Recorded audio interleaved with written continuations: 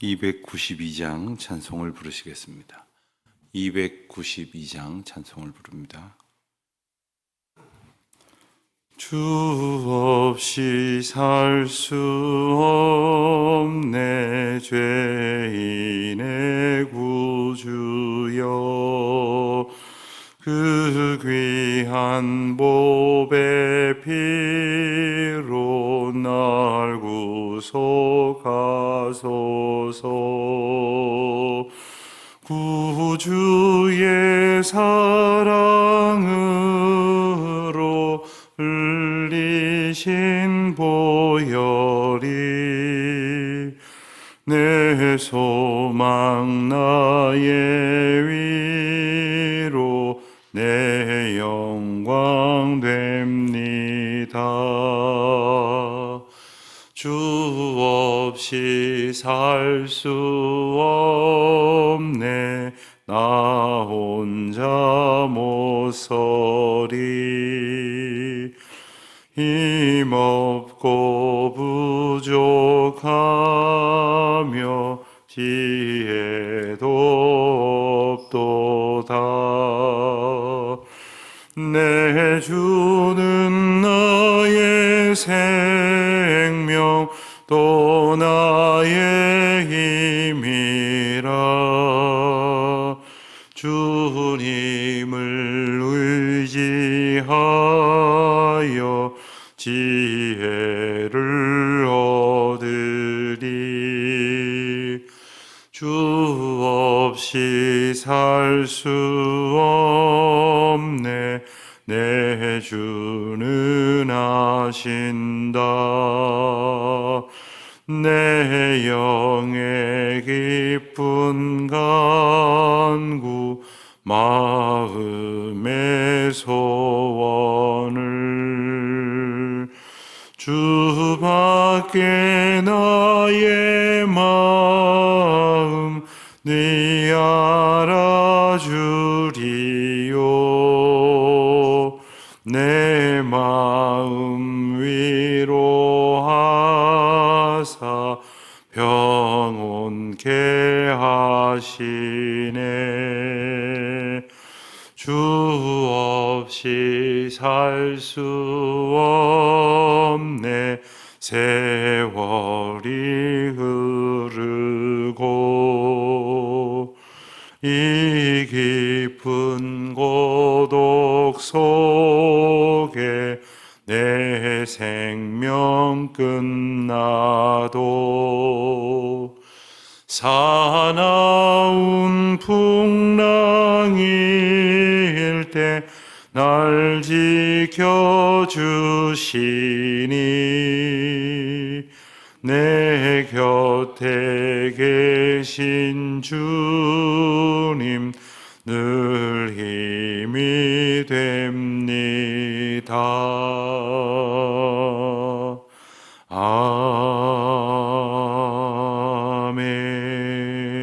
아멘. 하나님 아버지, 오늘도 저희가 주님 없이 살 수 없는, 오직 주님만 바라보고야 저희에게 참 소망이 있는 주님의 자녀인 것을 다시금 깨닫게 하여 주시니 감사를 드립니다. 세상 가운데에 희망을 두고 또 그것으로 모든 것을 이룰 수 있다고 생각하며 살았던 어리석은 저희들입니다마는, 그래서 헛된 것들을 쌓고 또 쌓으려고 애썼습니다마는, 주님께서 기뻐하시지 아니하시는 것은 한순간에 물거품처럼 사라질 것이고, 그리고 하나님께서 뜻하시지 아니하시면 그 어떤 것도 허사가 된다는 것을 저희들은 잘 알고 있습니다. 하오나 아무것도 모르는 사람처럼 지극히 제 생각대로 각기 제 길로 가고자 했던 어리석은 저희들이 오니 이 아침도 다시금 하나님의 음성 듣게 하시고 또 주님의 뜻 깨닫게 하셔서 그 뜻 앞에서 기뻐하며 찬송하며 주님 앞에 순종하는 주의 자녀들 되게 하여 주시기를 간절히 기도하옵나이다. 바라고 원하옵기는 저희들 참 연약합니다. 몸도 마음도 또 주님이 주신 은혜의 믿음도 때로는 다 날려버리고 하나님 앞에 합당하지 않은 생각들로 그저 버티고 서 있는 저희들의 무지몽매함을 주님 불쌍히 여겨 주시옵시고 오늘도 다만 주님의 뜻을 구하는 다만 주님의 인도하심으로 인하여 기뻐하는 주의 거룩한 백성들 다 되게 하여 주시옵소서.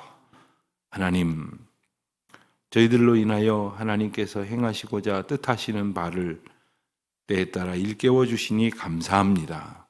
쓸모없는 자로 이 땅에 왔다 가는 것이 아니라 하나님의 거룩한 사명 맡은 자로 이 땅 가운데 보냄 받았음을 저희들 기억하게 하여 주시옵시고 그 뜻 가운데에서 기쁨으로 비록 저희들은 참으로 부족하지만 주님의 능하신 손길을 힘입어서 작은 일이라도 주님이 맡기신 일인 것을 깨달아 기쁨으로 행해 나아가는 주의 자녀들이 되게 하여 주시옵소서. 어느덧 부활주일을 지내고 또 한 주간이 지나갑니다.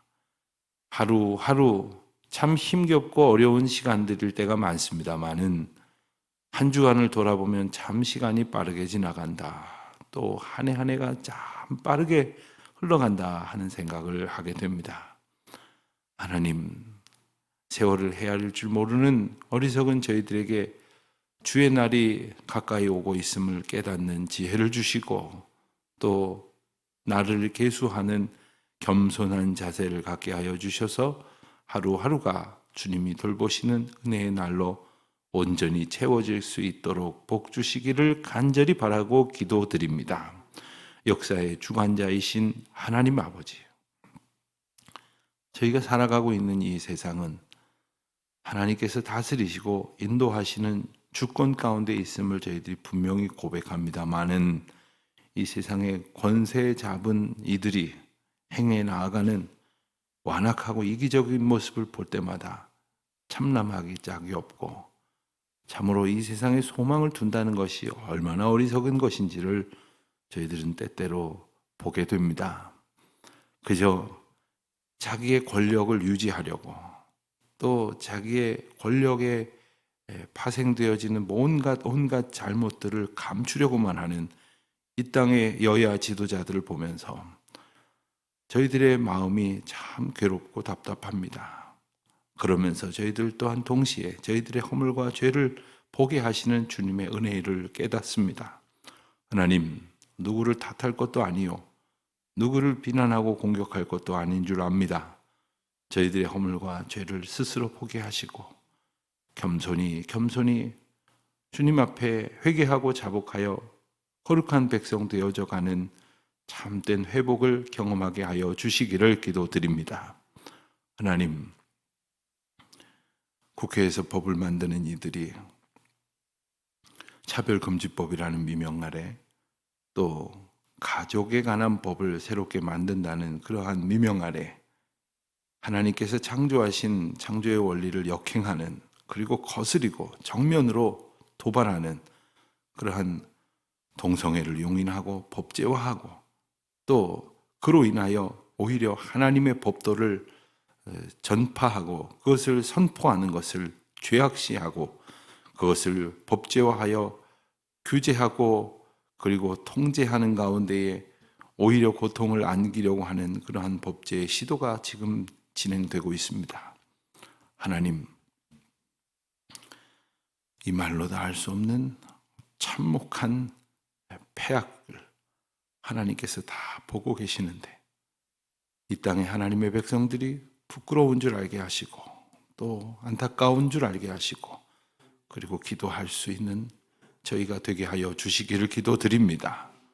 하나님, 저희들이 많은 기독 정치인들과 협력하기를 원합니다마는 하나님보다 자기 앞에 한 줌 모래만도 못한 권력을 더 의지하는 이들을 보면서 주님만 바라볼 수밖에 없는 저희들의 무기력함을 아뢰지 않을 수 없사오니 주여 저희 이 나라 이 민족 불쌍히 여겨 주시기를 기도하옵나이다. 하나님, 법원은 또한 군대 내에서 동성애를 저지르는 것을 그동안 법제화하여 그것을 금지하였으나 오히려 그것을 허용하는 판례를 만들고 말았습니다. 수십 년의 세월 동안 많은 논란이 있었을지 모르지만 하나님의 법도 가운데 이 나라의 국기와 그리고 이 나라를 엄중한 상황 가운데 지켜야 될 군기를 잘 지켜나갈 수 있도록 그 법의 테두리가 잘 세워져 왔으나 이와 같은 허망한 이제 결정이 법원에서 내려지고 말았습니다. 하나님, 아무리 보아도 이 완악한 인생들은 그리고 세상 풍조에 휩쓸리는 그 죄악의 압박으로부터 자유하지 못하는 인간들은 하나님의 창조 질서를 지킬 자격이 없나 봅니다. 하나님 저희를 불쌍히 여기시고 이 험악하고 어려운 시대에 믿음으로 살아갈 수 있도록 주님 저희들에게 용기와 주님 주신 권능을 덧입혀 주시기를 기도드립니다. 오늘도 하나님 주의 백성들 어디에 있든지 특별히 내일 거룩한 주일을 준비하는 예비일로서 하나님 앞에 마땅한 기도와 또 마땅한 회개와 그리고 마땅한 주님 앞에 찬송이 드려지게 하여 주시옵소서. 하나님 특별히 우리 해외에 나가 있는 우리 교우들에게 믿음과 용기를 덧입혀 주시기를 원합니다. 하나님, 우크라이나의 전쟁으로 인하여 고통하고 있는 우리 많은 교민들과 또 함께 어려움을 겪고 있는 유동원 집사님네 가정을 돌보시고 또 미국에 이제 주재원으로 파견되었으나 아직까지 집을 구하고 또 여러 가지 정착으로 인하여 더 기도하고 있는 애쓰고 수고하는 우리 김영출 집사님 가정을 주님 붙들어 주시기를 원하옵고 또 외국에 지금 거주하고 있는 여러 가정들이 더 있습니다. 하나님께서 한 분 한 분 주님 붙들어 주시고 특별히 여행 중에 있는 교우들, 출타 중에 있는 교우들 주님의 사랑으로 안보하여 주시옵소서. 오직 주의 은혜를 구합니다. 주님만 바라보는 저희들의 믿음 가운데 하나님의 권능을 허락하시옵소서. 예수 그리스도의 이름으로 기도하옵나이다. 아멘. 말라기서 1장을 보겠습니다.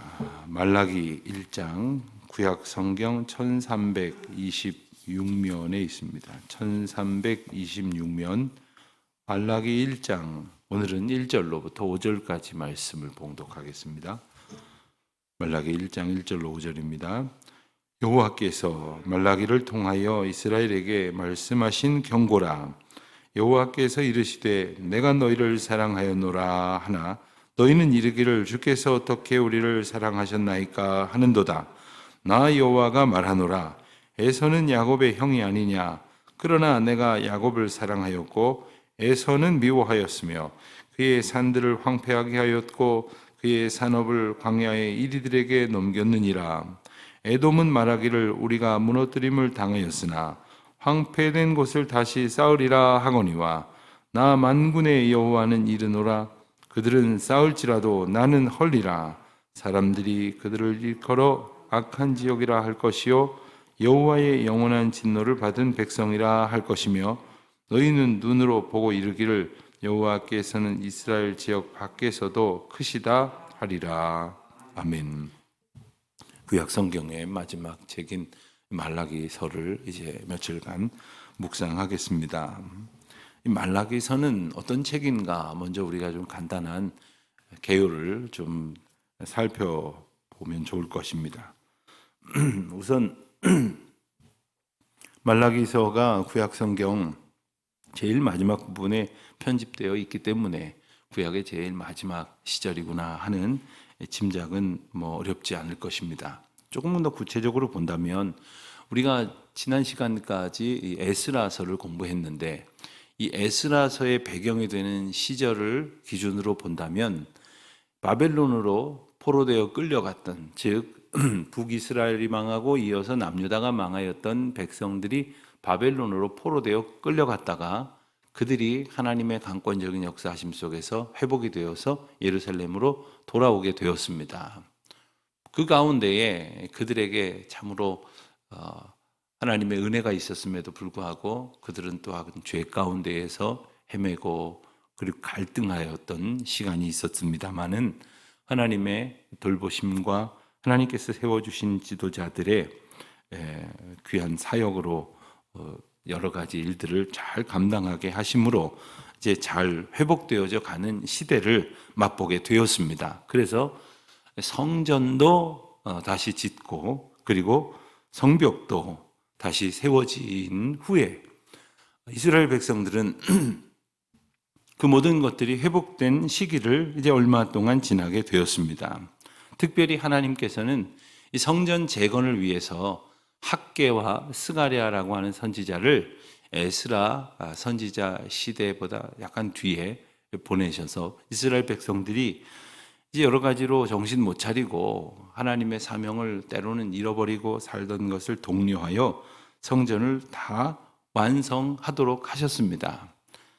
특별히 이 학개서를 보면 성전을 짓고 성전을 다 짓고 나서 성전의 완공 이후에 언급된 여러 가지 표현들이 많이 나타나고 이 말라기서에서도 그와 같은 표현이 나타나는 것을 보아서 학개의 선지자 사역보다 뒤에 성전이 다 세워지고 난 뒤에 일어난 시기라고 하는 이해를 가질 수 있습니다. 여전히 페르시아 제국이 이스라엘 지역을 포함한 고대 근동 지역을 장악을 하고 있었고 또 그 시절 가운데에 이스라엘 백성들은 이제 비록 큰 제국 휘하에 있었음에도 하나님의 돌보심으로 인하여 온전히 예배할 수 있었고 그리고 성전과 성벽과 공동체가 잘 회복되었습니다마는 정치적인 이유뿐만 아니라 그들 가운데 있었던 영적 나태함으로 인하여 오히려 절망적이고 몰락하는 그러한 상황을 맞게 되었습니다.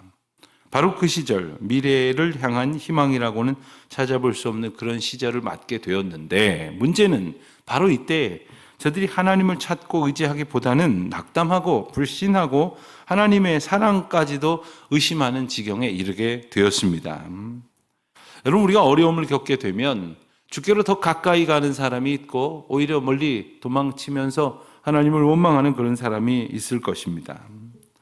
언약 백성으로서 하나님께서 주신 은혜의 자리로부터 만난 어려움에서 그들은 어떤 자세를 가지고 있는가?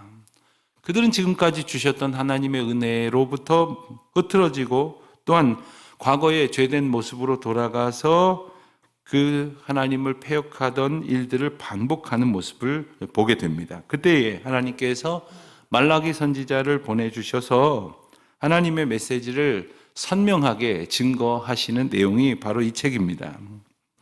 하나님께서는 이 말라기 선지자를 끝으로 하나님의 사자를 보내시지 아니하시고 수백 년 동안 침묵하셨기에 그 기간을 가리켜서 암흑기라고도 말하고 신약과 구약의 중간 시대라고 해서 신구약 중간사라고도 그렇게 그 기간의 일들을 표현을 합니다. 하나님께서는 그 상황이 되었지만 이스라엘 백성들에게 분명히 말씀하시기를 말라기 선지자를 통해서 하나님은 바로 만군의 여호와시다라는 메시지를 선포하십니다. 말라기서는 여느 선지서와는 조금 다른 아주 독특한 문학적 구성을 가지고 있는데 서론과 결론 맨 앞부분과 맨 뒷부분의 몇 절을 빼고 나면 하나님과 백성들 사이에 마치 논쟁, 사실 어떻게 우리 인간이 하나님과 논쟁을 하겠습니까마는 마치 이렇게 그 대화가 질문하고 응답하고 거기에 대해서 변명하고 뭐 이런 식의 대화가 이렇게 한 6챕터 정도로 이렇게 나누어지는 6가지 주제를 가지고 나누어지는 그러한 반복 구조로 가지고 있습니다. 그러나 하나님께서는 그때마다 일관되게 나 여호와가 만군의 하나님이다. 나 여호와가 너희를 지금도 사랑하느니라. 나 여호와가 지금도 너희를 기다리고 있으니 회개하고 돌아와라. 하나님은 반드시 세상을 심판하시고 또한 세상을 구원하신다. 그와 같은 변함없는 하나님의 사랑이 이 말라기서 전체의 주제가 된다. 이렇게 말할 수 있겠습니다. 1절부터 간단하게 좀 살펴보자면 1절에 보면 여호와께서 말라기를 통하여 이스라엘에게 말씀하신 경고다 이렇게 말씀하셨는데 우리가 경고라고 그러면 일단 좀 들으면 좀 몸이 굳어지는 느낌, 또 이렇게 뭔가 위축이 되는 느낌, 그런 이미지를 갖기가 참 쉽습니다만은 오늘 이 단어는 우리말로 그냥 경고라고만 번역하기에는 굉장히 많은 뜻을 함축하고 있습니다. 무엇보다도 하나님의 계시의 말씀이다. 중요한 것을 미리 일러주시는 예언의 말씀이다. 이런 뜻이 또한 함께 비슷한 비중으로 담겨져 있는 것이고, 물론 그 가운데에서는 하나님께서 주신 말씀을 듣지 아니하였을 때에 생겨날 수 있는 여러 가지 어려움들을 경고하시는 의미가 있기 때문에 이 단어가 번역될 때 우선적으로 채택이 됐었으리라 그렇게 보여집니다. 그리고 우리가 또 하나 기억해야 될 중요한 이 단어의 의미는 바로 하나님의 선포다라는 말씀이에요. 여러분, 하나님의 말씀이 뭐냐? 선포입니다. 선포. 그러니까 하나님의 말씀을 들을 때 이것은 무슨 설명서도 아니고, 그리고 우리를 설득하는 이야기도 사실 아닙니다. 하나님 말씀은 선포라고 하는 사실을 언제나 잊지 말아야 합니다. 그러고 보니까 제가 전도사 시절에 청년들을 목회하는 부서에 있었는데 청년부 담당 목사님이 계셨고 또 한 분의 목사님이 계셨고 저가 있어서 세 사람의 교역자가 이렇게 한 주씩 돌아가면서 설교를 하는 겁니다. 제가 오히려 청년들 중에 저보다 나이가 많은 청년들도 있었을 정도로 제가 어린 나이였고 아직 30이 되기 전이었는데 청년들 앞에 설교하는 게 제법 재미도 있었지만 참 어려웠습니다. 근데 뭐 어떻게 하는 대로 그냥 어떻게 하는 게 잘하는지도 모르고 그냥 열심히 한다고 했는데, 어느 날은 저희 담당 목사님께서 저한테 오늘 설교 잘 했는데 내가 좀 조언을 해도 좋겠는가 그러셔서 예, 그렇게 해주시면 고맙겠습니다 했더니 내 방으로 좀 오게 그래서 갔더니 앉아보라고 하시더니 원고를 가져왔느냐 그래서 여기 가져왔습니다 했더니 그 원고에 하나님의 말씀이 선포되어지는 표현을 찾아서 밑줄을 그어보라고 이렇게 말씀을 하세요.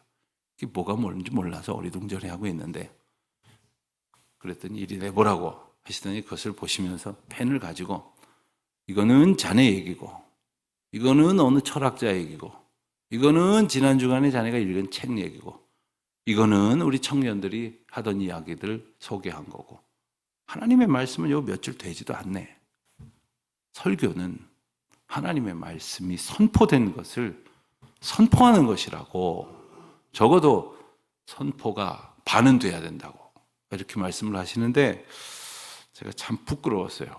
아주 그냥 쥐구멍이라도 들어가고 싶은 그런 심정이었어요.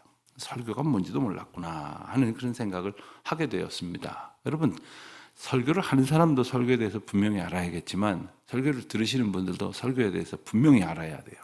설교는 하나님의 선포된 말씀이 다시금 더 우리가 알아듣기 쉽도록 선포되는 거예요. 그러니까 오늘 말씀을 통해서 내게 선포하시는 하나님의 메시지가 무엇인가를 들어야 됩니다.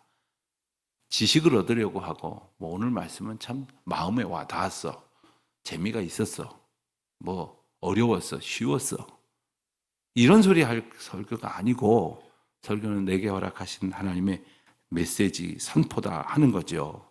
2절 말씀을 보면 예수님 여호와께서 내가 너희를 사랑하노라 이렇게 말씀하셨어요. 그런데 이 말씀은 그냥 단순한 문장이 아니라 굳이 표현을 하자면 사랑하였다 하는 이 동사는 분사형으로 쓰여졌는데 무슨 뜻인 거냐 하면 내가 너희를 어떠한 형편 속에서도 지금까지 그리고 지금도 사랑하고 있다라는 말씀이세요. 그러니 지금 이스라엘 백성들이 영적으로 침체하고 죄악 가운데 헤매고 어려움을 겪고 있는 이 상황에도 내가 너희를 사랑한다라는 메시지예요. 자, 그렇다면 감사합니다. 저희들이 가끔씩 잊고 사는데 다시 깨우쳐 주셔서 감사합니다. 해야 될 노릇인데 한다는 소리가 뭡니까? 어떻게 우리를 사랑하셨나이까? 이 말씀은, 이 표현을 다른 말로 하면 하나님이 도대체 우리에게 무엇을 주셨다고 사랑하셨다는 말씀을 하십니까? 라는 뜻입니다. 그러니 그 말 속에는 저를 사랑하셨다고요? 우리를 사랑하신다고요? 그러면 왜 저희가 이 모양입니까? 왜 제가 바라는 걸 안 주십니까? 왜 내가 원하는 것보다 원치 아니한 어려움 가운데 살게 하십니까?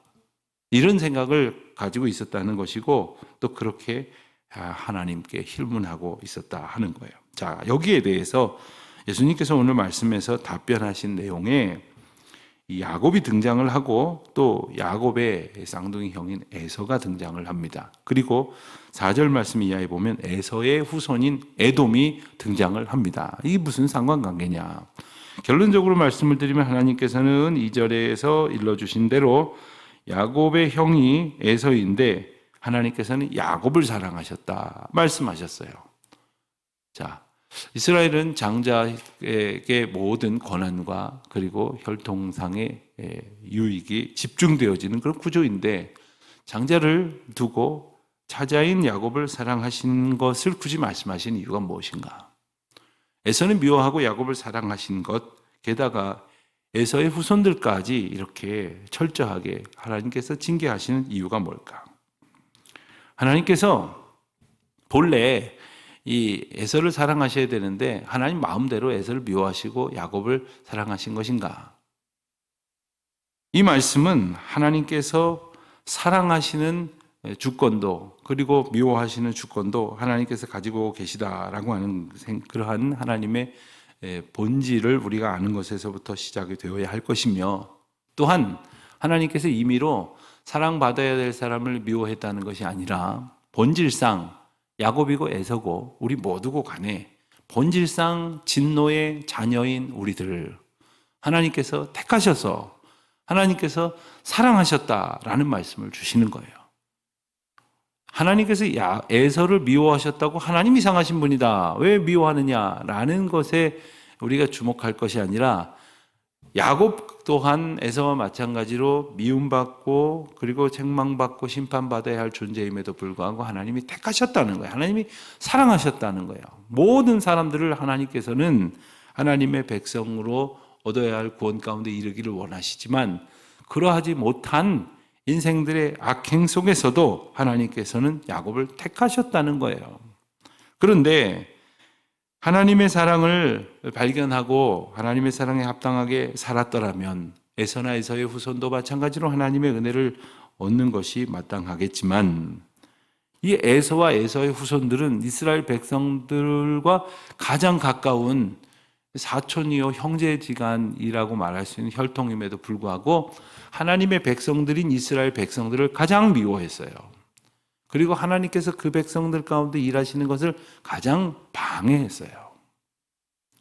저는 목회하면서 종종 교회를 대적하는 그 분들을 보기도 하고 그런 이야기를 듣기도 합니다만은 예컨대 교회가 하는 일을 이제 교회와 별로 상관도 없는 그러한 이웃이나 혹은 뭐 주변에 있는 기관이나 혹은 국가 단체나 이런 곳에서 노골적으로 방해하고 해방하는 그런 일들, 또 교회에서 행하여지는 하나님의 거룩한 사역을 방해하는 그런 악한 괴계들, 심지어는 교회 안에서도 하나님 두려워할 줄 모르고 그러한 이들을 많이 봐요.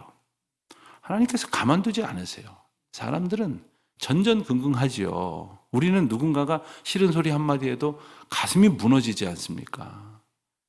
우리 그렇게 강팍하지 못해요. 그러나 하나님께서 하나님의 일을 행해 가시는데 그와 같은 악행을 일삼는 이들을 가만두지 않으십니다. 에돔은 특별히 어떤 역사상의 죄를 지었냐 하면 크고 작은 그러한 하나님의 백성들과 이스라엘을 회방한 일들도 있었습니다만은 특별히 두드러지는 것이 있다면 이 바벨론이 남유다를 멸망시킬 때에 에돔은 형제 관계로서 이스라엘을 위하고 돕고 구휼하는 그러한 일을 한 것이 아니라 오히려 바벨론을 도와서 유다 땅을 약탈하고 그리고 유다 땅에 있는 백성들을 끌어다가 죽이고 노예로 삼고 그리고 유다 땅에 있는 것들, 귀한 것들을 다 빼앗아가는 그러한 치명적인 잘못을 저지른 이들이기도 합니다. 하나님께서는 하나님 본질상 죽을 수밖에 없는 진노의 자녀들을 은혜로 택하셔서 구원을 얻는 은혜를 주셨을 뿐만 아니라 또 우리도 아무 공로가 없습니다만은 하나님의 자녀가 되는 은혜를 베풀어 주셨음을 우리가 기억할 때에 하나님께서 지금도 날 사랑하고 계시는구나. 지난주에도 설교 말씀 시간에 읽어드렸습니다마는 우리가 죄인 되었을 때에 그리스도께서 십자가에 죽으심으로 하나님의 사랑을 확증하셨어요. 우리가 괜찮아져서 쓸만해져서 하나님이 십자가에 예수님을 내어주신 것이 아니에요. 원수를 삼고 있음에도 불구하고 주님은 우리를 사랑하시고 끝까지 사랑하셔서 우리를 위하여 이 구원의 은혜를 베푸셨다는 거죠. 우리는 그저 하나님한테 잘하면 복 주실 것이다 이런 생각을 하지만 우리가 해봐야 뭘 합니까? 마치 어린애가 내가 맛있는 요리 해가지고 엄마를 기쁘게 해줘야지, 그리고 주방에 들어가서 죄다 어그러뜨리는 거랑 다름이 없어요. 우리가 하는 일이 뭐가 그렇게 근사한 일이 있겠습니까? 그러나 다만 우리 주님께서 우리를 돌보시고 인도하시는 은혜 안에 살고 있음을 겸손히 기뻐하면서 오늘도 주님의 은혜로 내가 삽니다, 우리에게 긍휼을 베푸소서, 주님의 은혜를 더욱 소원하는 저와 여러분이 되시기를 주의 이름으로 축원드립니다. 기도하겠습니다. 하나님, 저희를 사랑하시고 또 저희를 구원하여 주신 주님의 크고 놀라우신 은총을 감사드립니다. 우리가 죄악 가운데에 불순종하였을 때에도 변함없이 우리를 사랑하신 주님, 그 은혜를 인하여 늘 감사하며 그 택함 받은 은혜 앞에 기쁨의 찬송을 드리는 저희 모두가 되게 하옵소서. 예수님의 이름으로 기도합니다. 아멘. 하늘에 계신 우리 아버지, 아버지의 이름을 거룩하게 하시며 아버지의 나라가 오게 하시며 아버지의 뜻이 하늘에서와 같이 땅에서도 이루어지게 하소서. 오늘 우리에게 일용할 양식을 주시고 우리가 우리에게 잘못한 사람을 용서하여 준 것 같이 우리 죄를 용서하여 주시고 우리를 시험에 빠지지 않게 하시고 악에서 구하소서. 나라와 권능과 영광이 영원히 아버지의 것입니다. 아멘.